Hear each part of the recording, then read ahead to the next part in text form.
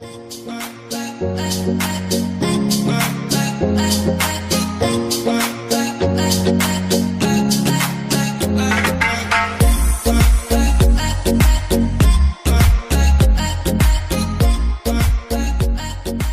everyone. I'm Mark Ruppel from the National Endowment for the Humanities in Washington, D.C., and welcome to the 8th Annual Ed Games Expo, a week-long showcase of game-changing innovations that were developed with the support of programs across the federal government, and one that in the past has featured a number of NEH-funded games and XR experiences. As part of this year's expo, 5 of the country's leading education developers have produced a How the Learning Game Was Made video to share the story of all the steps and roles that it takes to create a great learning game, from the discovery phase, where content research, concepts, platforms, and mechanics are chosen, to the prototyping phase, where these ideas are made real and tested and evaluated, and then finally to full-scale production, outreach, and distribution to the public. We hope that these events inform and inspire students to think of the roles that they would like to play and to connect the experience to their classroom learning and to the future careers that they could play one day.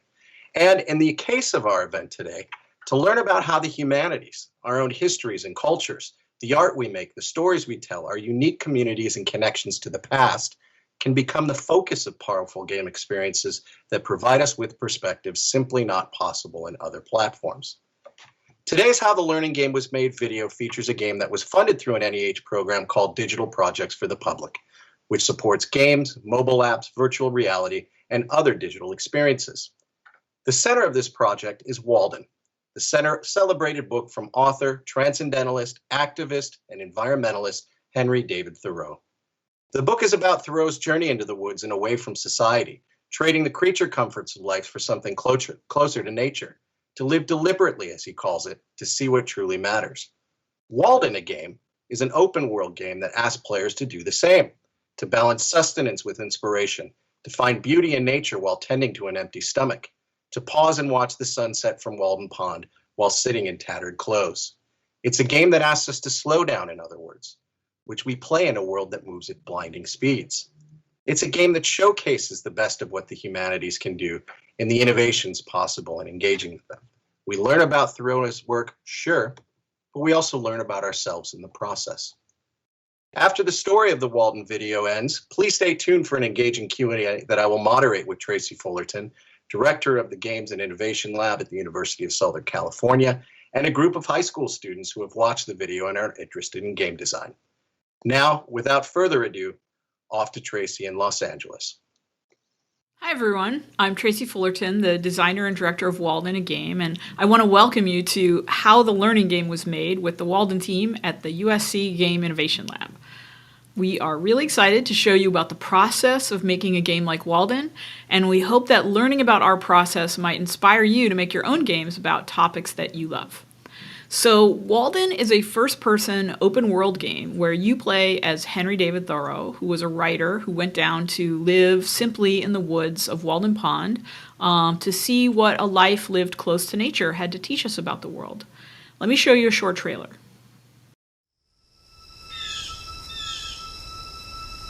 What if we could all go to the woods to live deliberately?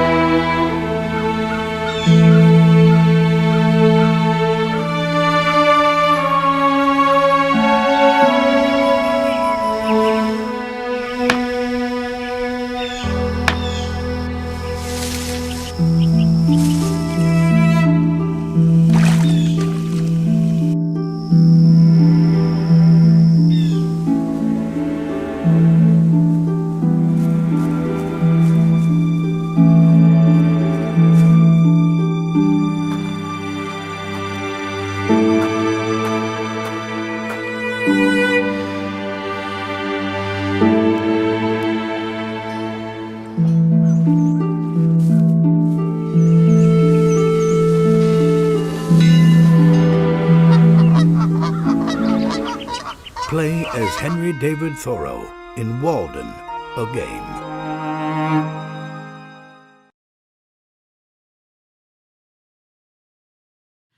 Now, Walden a Game is different from many other games because you won't use any weapons or find yourself under attack by anyone. And the challenge in this game is to live a life simply in nature and discover what it means to be self-reliant. That's an idea that was important to Henry Thoreau, who was a real writer and philosopher living in Concord, Massachusetts in the mid-1800s. Thoreau lived alone at the pond for 2 years starting in 1845, and he wrote about that time in a book that he called Walden, or Life in the Woods. And I was first inspired to make a game about that book after I visited the pond, and I was realizing how important it is these days for us to have a connection to nature in our daily lives, and to make sure that we aren't letting all of these technologies that surround us keep us from making that connection. So when I first decided to make this game about Henry Thoreau and his book, the first thing that I did was I went out and I got copies of the book for the whole team at the Game Innovation Lab, and we all read it together. We underlined all of our favorite passages, and we talked about how we might make this story into a game. Which brings me to the first step of any good game design process, and that is brainstorming ideas. Brainstorming is a really fun part of the process of making games, and you can actually brainstorm game ideas yourself right now. The way that a brainstorm works is you get your team together and you ask a question or you set a goal, and then you all contribute ideas and you listen to each other's ideas and you build on them together until you realize that all your ideas together have actually made super ideas that you could have never come up with just by yourself. Okay, so now once you've brainstormed your first ideas, you want to make sure that they're good ideas. And the very best way to do this is to create a prototype. Now, a prototype is like a sketch that you might make if you wanted to build something like a house. But for games, the sketch needs to be playable, because what we're going to do with that prototype is we're going to play it with people, and we're going to see if they get the ideas that we're trying to communicate. And if they don't, then we're going to go back and we're going to come up with new ideas or small changes, what we call iterations of our prototype. And our very first prototypes for Walden a Game were made on paper, using and sometimes using fast 2D programming tools with placeholder art. So you can see some of them here. Wow, these are really ugly prototypes, but that's actually part of the process. We don't spend any time making pretty art or even working in a 3D game engine until we really know what we want to make. And for a very different kind of game like Walden is, we needed to do a lot of experimentation up front. So at the same time that the game designers are working on prototypes of what type of gameplay that we're going to have in a game, the team is also working with experts in the field, people who knew an incredible amount about the history of Henry Thoreau and his writing. And this is because we wanted the game to be accurate in the way that it showed Thoreau and his philosophy of living. Also the historical times that he lived in, and even the natural environment that he lived in. Research is an important part of a learning game like Walden, and making sure that gameplay is interesting is only part of the process. Making sure that the history and the science, in our case the environment, are accurate was equally important. Now, once we had decided on the gameplay and storylines, it's time to go into production. And production of games is a very intense process that involves people from a lot of different fields. You have your game designers, of course, who decide what players are going to be doing in the game and how the game will respond to them. And you have your programmers who will be coding the software to make it do those things. And you have your artists who will be designing the world and the characters of the game. You have composers and musicians and audio designers who are the ones who create the sounds of the game. You have writers who will write any dialogue, and voiceover actors who will bring characters to life. And for a learning game, you also have curriculum designers and evaluators who make sure that the game is working for students and teachers. There are really just a lot of people involved in the production of a learning game. For Walden, we actually created this game in a research lab at the University of Southern California. And along with the research staff, a number of students actually produced parts of this game while they were getting their degrees in game design. So if you've ever wondered about how you might become a game designer or developer, one of the ways to do that is to study the craft at a university program. On our team, students took on the roles of programmers, artists, testers, and more. And it was a really great experience for them to create a game that shipped on platforms like Steam and itch and PlayStation and Xbox. So let's talk to some of the professional team and also students who worked on Walden and see a little bit about their process.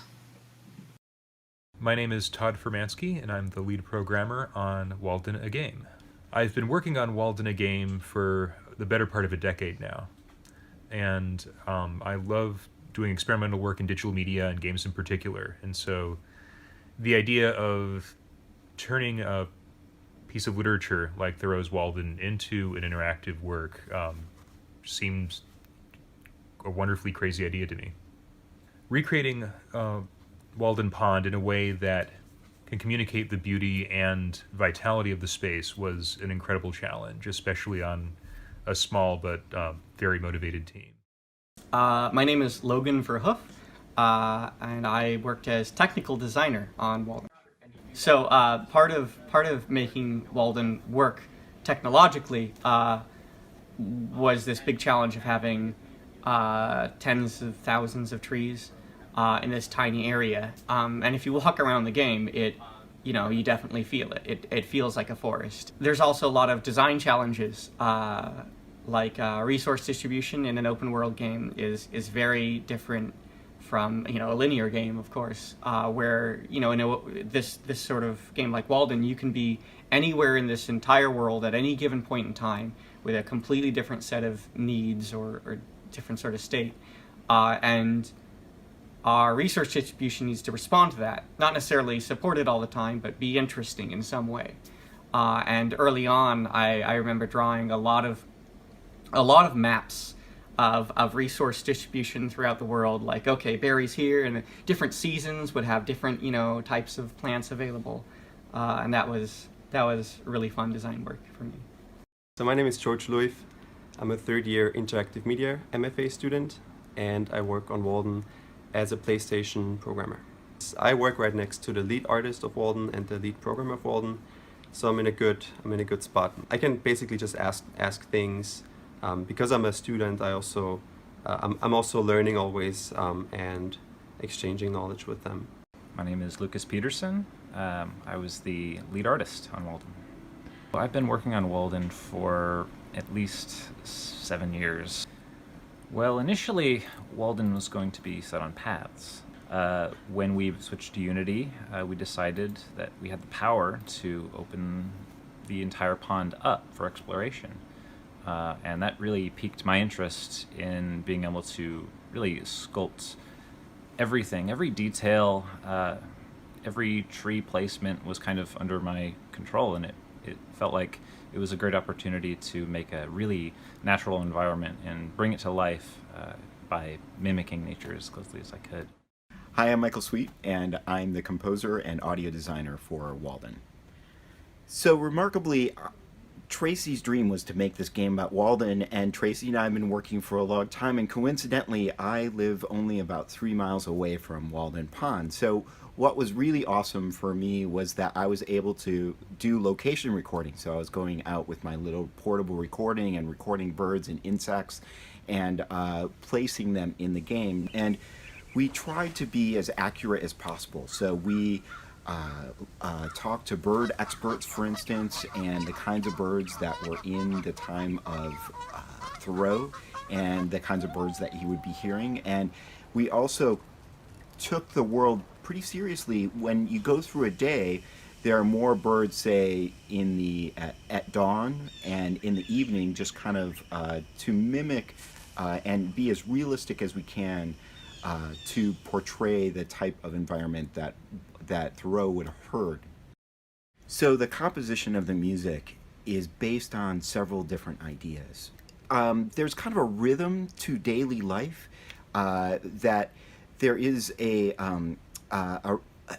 almost a repetition that flows throughout our life, almost like a heartbeat, right?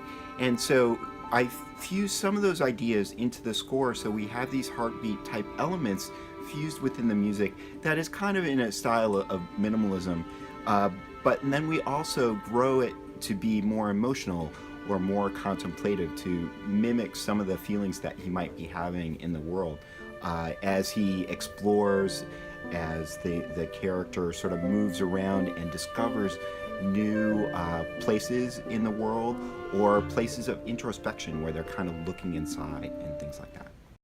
Hello everyone, my name is Yuan Yan.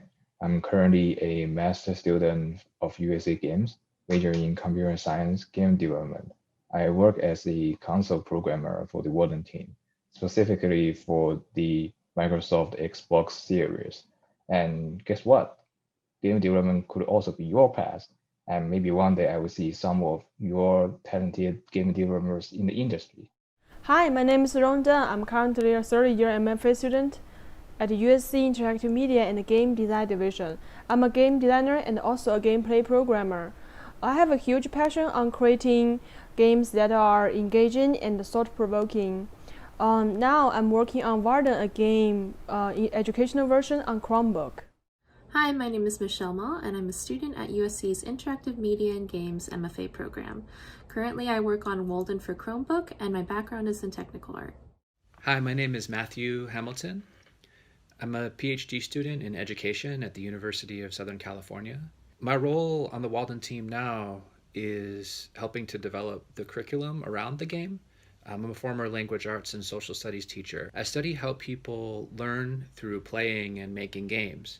Hi, my name is Matthew Farber. I'm one of the curriculum designers for Walden a Game, the educational version of Walden. I am a former social studies teacher. I taught a little bit with Walden when it came out originally, and then around that time I moved to higher education. I'm an assistant professor right now at the University of Northern Colorado, and I'm in the Technology, Innovation, and Pedagogy department, where we look at innovative ways to adapt games as well as other technologies to classrooms.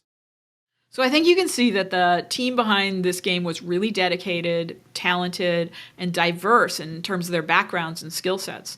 There are just a lot of different types of people involved in making a game like Walden. So once the production of a game gets to a certain state where you can play it, that's when we start testing it.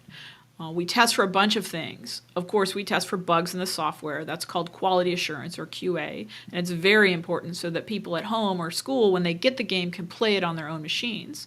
We test for a lot of different types of machines, and we fix the issues that come up. And we also do what's called usability testing to make sure that people can understand the game as they play, make sure they can figure out what they're supposed to do and how they're supposed to do it.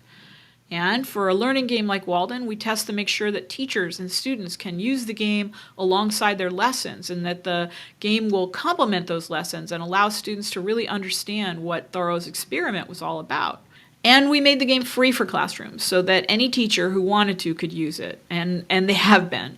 Thousands of students from all over the country have been using Walden a Game in their classrooms, online, and these days even from home. So if you want to make a game about a historical person or topic, now you know how to do it, but let's review. First, you start by brainstorming your idea with a team. Then you're going to prototype your idea and play test it to get feedback.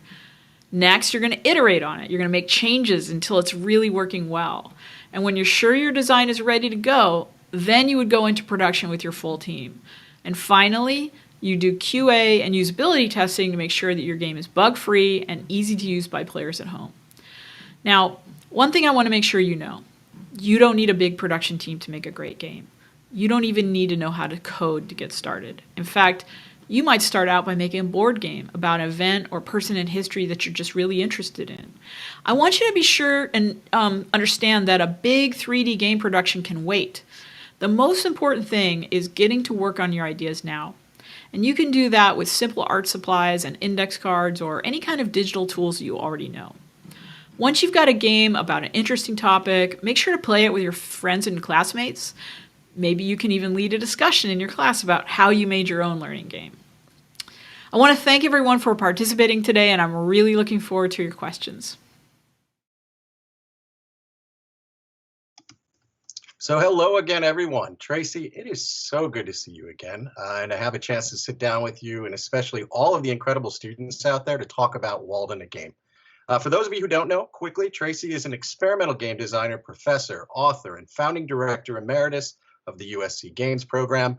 Her research center, the Game Innovation Lab, has produced more than a few influential independent games, including Cloud, Flow, Darfur is Dying, The Night Journey, and of course, Walden a Game, which was named Game of the Year at the Games for Change 2017 conference and Developer's Choice at IndieCade 2017.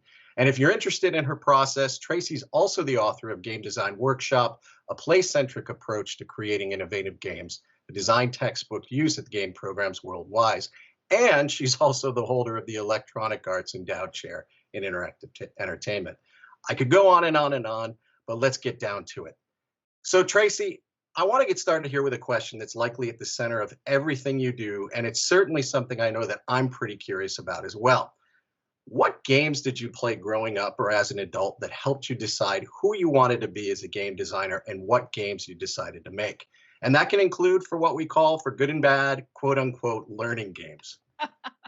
Okay, that's a great question to start with, Mark. So, I'm going to give away my age here, but, I was of the Pong generation. So I remember the very first games that were in our arcades and Space Invaders and Pong. Those were really influential. And, home Pong. I remember hooking up our first Pong machine to our television and just being thrilled with it.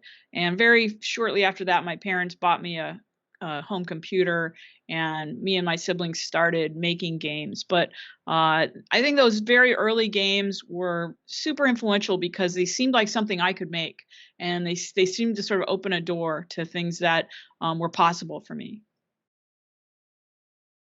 Yeah, great. And I think for a number of us from that generation too, there's touchstones like the Oregon Trail and things like that that are for both good and bad, the reasons why we went into this space. Sometimes people, sorry to interrupt, but some people actually have compared Walden to the Oregon Trail. I think there's a comparison to a sort of reflective Oregon Trail. So yeah, that's definitely an influence on me for sure.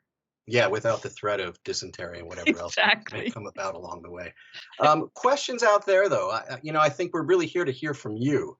And if you have any ideas or questions about that with Tracy, I know a number of you out there are likely gamers as well, or at least have some kind of contact with gamers.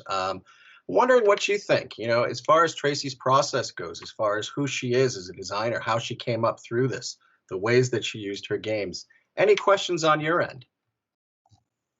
Yeah, Leah. Remember to unmute yourself. Do we have a question? Oh, wait, here it is. 5 years ago, it's in the chat. 5 years ago, would you have ever believed that you'd be working on a game like this one? Well, Leah, this is a really interesting question because I've been working on this game, and I hate to say this, but I've been working on this game for over 10 years, right? So 5 years ago, I was thinking, when am I going to be done with this game? But let's go back to a time, before I was working on the game. And the answer is no. I started out in the industry and we just weren't making games like this. And there was a point in my career where I started thinking that games could be about different topics. They didn't always have to be the sort of, action oriented or even puzzle oriented, that they could be about people like Henry David Thoreau. So I guess the answer is that it took a while, even in my own career, for me to think about games as being something that could be about historical characters, about the lives of other real people. Thanks for the question. Yeah, that's a great question. And as far as, I know in terms of the development process, we oftentimes think these things happen on such a close time frame, but I know research for you, too, Tracy, was a big component of this. And maybe we can get into that afterwards. But first off, we've got a question from Marabella. And feel free to speak as well if you're comfortable with it. Yeah, I actually had a question. Like, during those 10 years, did you ever feel like there was a moment where you felt like giving up because of the process and how much time it took? I did not feel like giving up. And you know why? It's really interesting because even though I faced a lot of hardship actually personally during those 10 years, my team was there for me and we were like a little family. The lead programmer, you saw the folks in the video, Todd Formansky, Luke Peterson, Michael Sweet, Tim Lee, all of these people who've been there throughout the years, supporting the game, supporting me. I would never want to stop because we were on this journey together. So we all supported each other, and our lives all grew and changed during the course of the game. That's one of the great things about game design is you really become close with your team members, and you are like a little game development family. Yeah, and I think, Tracy, too, just if you don't mind just speaking to this quickly, the idea that you were pushing through this on multiple levels, I think, influenced the game itself, right? What were some spots where you became stuck? I mean, I know you didn't give up, you leaned on your team, but what were some of the challenges where you may have stopped in the process and thought we need to rethink things here?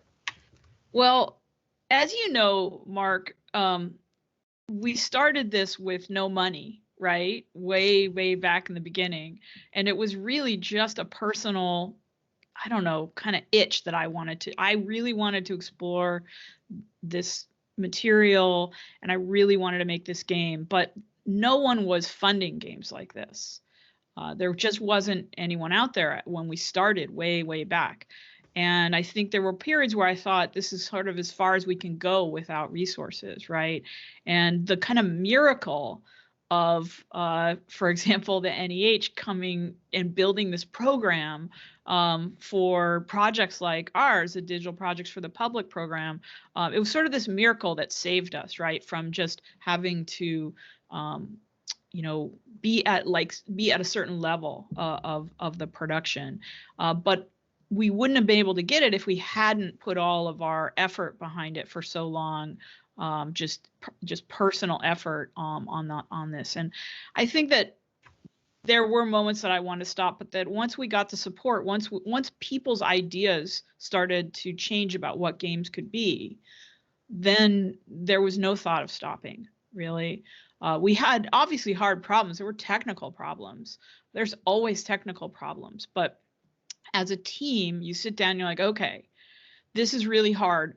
How can we approach this in a way where we can solve it? And problem solving is at the heart of game design, and having a team that's really open to creative solutions and say, how do we deal with 10,000 trees? Or there are 12,000 trees in the forest of Walden. How do we get it so that computers just don't stop, and working through these technical problems, that's just part of the job that we do. And I don't think we ever thought of stopping, but there were points where we were sort of,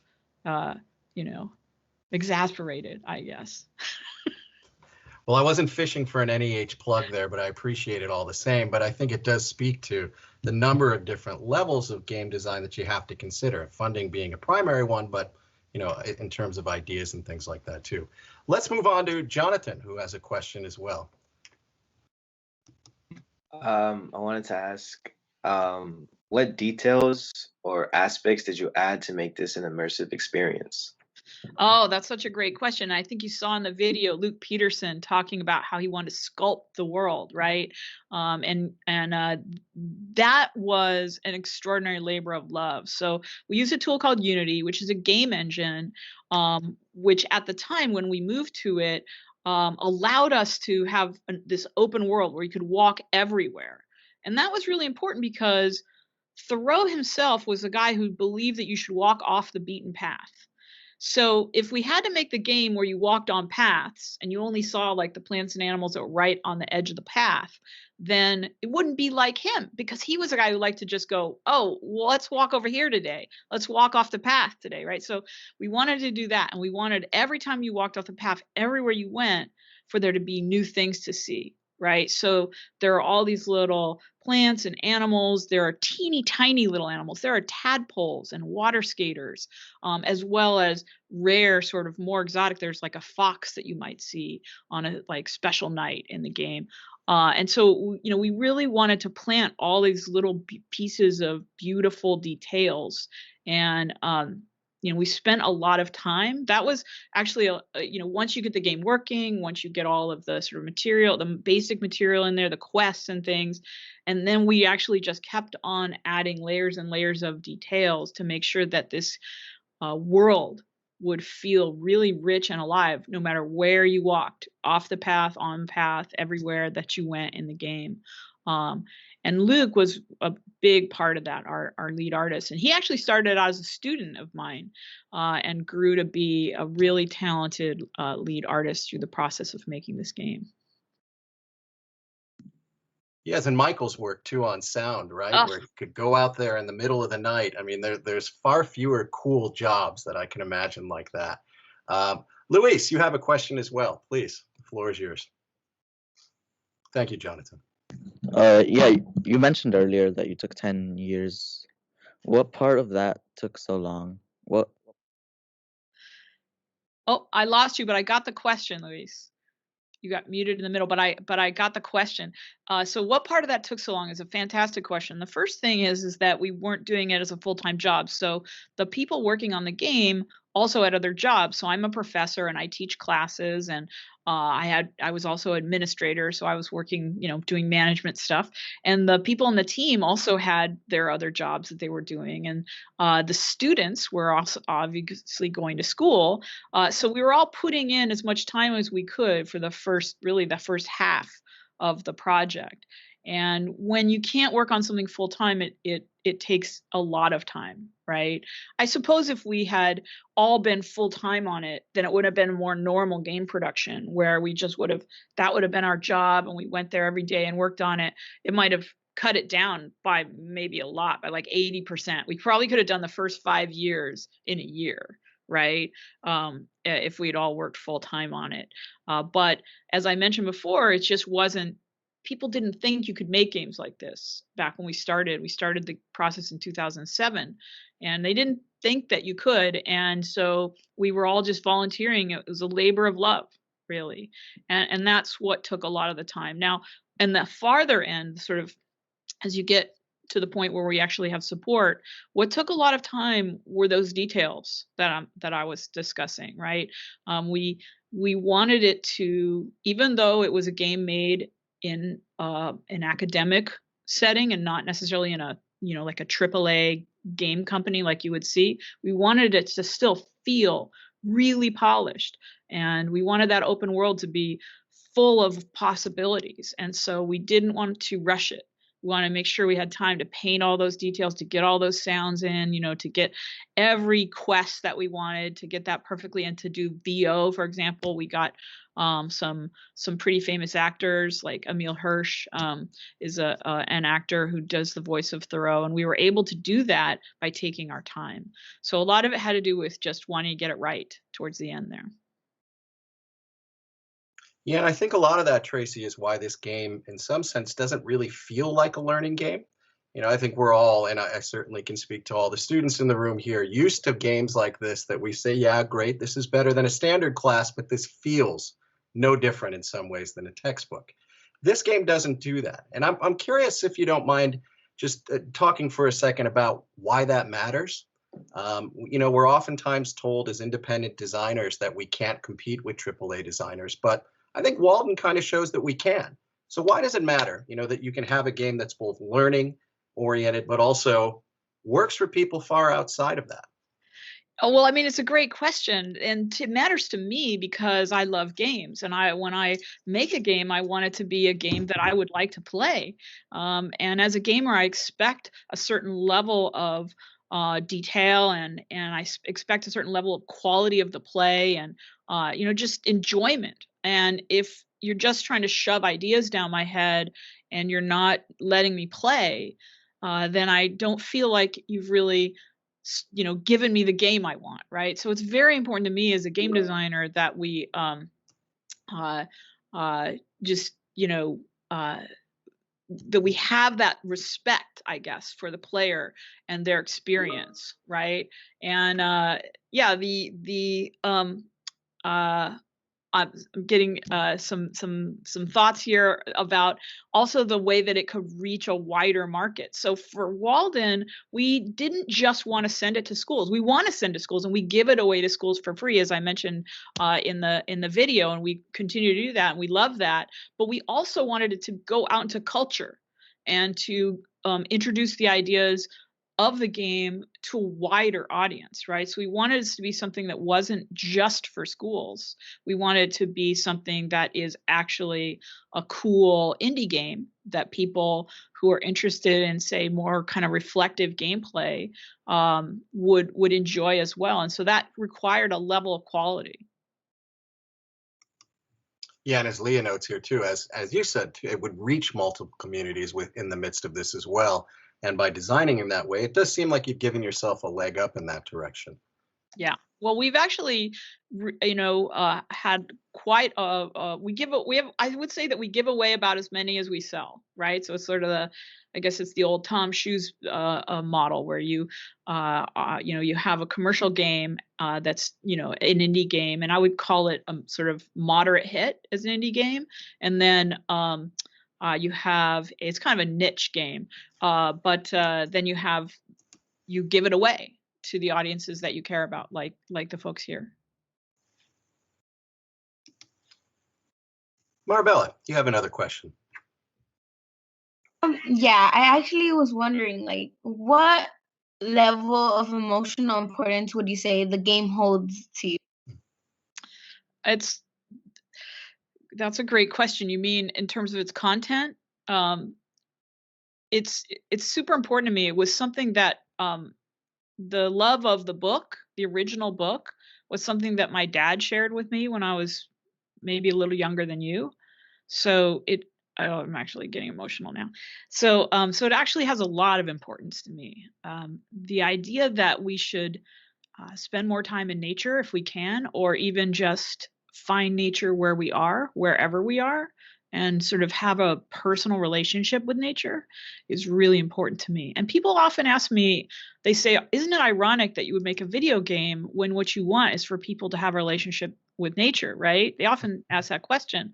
And for me, it isn't really ironic because a game, in the same way as a book, is just a reminder that we should go and do something, right? So if I read a book about nature, that's a reminder that I should go and spend time in nature. Or if I watch a movie about nature, that's a reminder to me, right? It's a way of thinking about nature. And a game, I feel the same way about. I think it has the same kind of qualities as a book or a film, especially to those of us who grew up with games.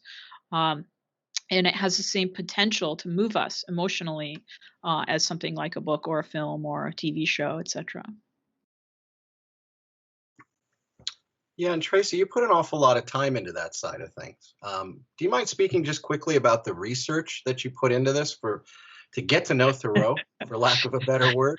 Well, yeah, I mean, obviously, a lot of the time in that decade was spent visiting the pond. I have family who lives there, so I kind of made it a chance to visit my family as well. But I visited with the curator at the Thoreau Institute. Jeff Kramer was one of the first people that I contacted when I had the idea about the game. And so I should do a shout out to Jeff and to Whitney Rotalik at the Thoreau Institute, who really helped with the details of getting it right, the history. We also worked with the folks at the Concord Museum. And I spent a lot of time looking at just biographies and talking to scholars when I had an opportunity on panels to listen and talk to scholars. And there's a short clip in the video. We actually got the chance, our team, this is one of those amazing things that happens only when you're a game designer. I think we got invited to go and actually look at the original manuscripts of the book that Thoreau wrote with his own hands. We got to go over to the Huntington Museum, which is in Pasadena, and the Huntington Library, sorry, and the Huntington Library, and go and actually look at the drafts of his writing the book and in his own handwriting, and just feel that presence of his thought process. Was super inspiring to the team to do that research. We looked at paintings from the Hudson River School of Painters because we wanted the game to feel that kind of almost painterly, romantic realism sense of being in a place that was magical and special. And so we did a lot of research in a lot of different areas and talked with a lot of people who knew more than we did, so that we could make sure to get it right. Any other last minute questions? Because that's a great place to in some ways conclude with. I know that there's been some real enthusiasm for the project on that side. I mean, Thoreau's desk even is accurate in that direction. So people use this as a proxy to get there. Leah has a final question here. Leah, please go ahead. I'm an artist, and I try to do many different types of art media. And I was thinking with game developing, since this is more of a survival and relax and learn more about basically a book made into a game. I was thinking, as a game developer, do you think in the future you'll ever do maybe the opposite of this game? Make one that's maybe, instead of being in the past, be in the future, instead of being calm, be fast paced, instead of having those graphics, be different graphics, just to expand your gaming developing knowledge? Oh yeah, that's a great question. You know, it's funny because so when I was growing up, I liked things like punk rock music and kind of, you know, really sort of brash pop art. So I have a lot of styles of art and energy, I guess, that I like. So I actually have thought maybe someday I would make a game that had a completely different type of energy. Right now, I'm exploring this idea of reflective gameplay a little bit more, even in the project that I'm thinking of doing next. So I'm not ready to switch yet, but I absolutely appreciate the idea that we could, you know, take some of these thoughts and put them into a game with a completely different kind of energy. Maybe that's what you'll do, Leah. Maybe that's what you'll do with your art. And I would love to see that game. So coming soon on Minecraft or Fortnite, Walden a game in creative mode. I'll look for that. I will. I do believe we're out of time, though, unfortunately, here. And I just can't say thank you enough, Tracy, but especially, again, to every single one of you who came here, who participated, and who, to be quite honest with you, I hope we see you in Tracy's position and in a few years as you're making your own projects. Thanks again to Ed and the entire team at the Ed Games Expo for making this happen. And as a reminder to anyone who's out there watching, Walden a Game is free to educators at waldengame.com/educators. So take care, everyone. Stay safe, stay strong, and I hope we can all meet one day at Walden Woods ourselves.